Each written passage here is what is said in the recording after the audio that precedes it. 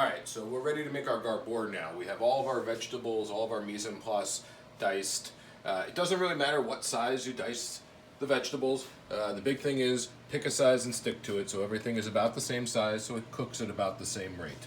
So the first thing we're going to do is we're going to add our bacon. We've got some duck fat in the pan, in our cocotte.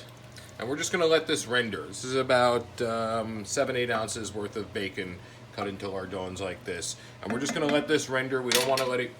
We don't want it to get crisp. We're just going to cook the bacon until it's nice and soft, and then we're going to remove it and reserve it for later.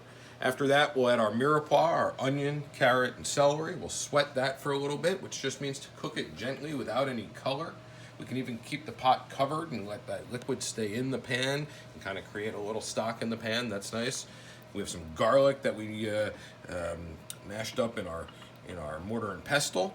And then when that's all cooked and nice and soft, we'll add our root vegetables: celery root, rutabaga, turnips, leeks. We'll sweat those. We'll add our bouquet garni, parsley, thyme, and bay leaf. We have a couple of quarts of duck stock. We'll bring that all to a simmer. When it comes to a simmer, we'll add our beans. Probably not quite all of these, maybe about half to 3/4 of these. This was a pint last night when I soaked it, but they've doubled in size since then. Our cabbage, which is ready to go, and some potatoes will go in towards the end. We don't want them to break down too much. And when that's all cooked, we'll stir in the confit. We have our duck confit and our gizzard confit diced. And I like to leave it nice and big pieces like this, so when it ends up on your spoon, you kind of know what you're biting into. It's going to break down more as we cook the soup.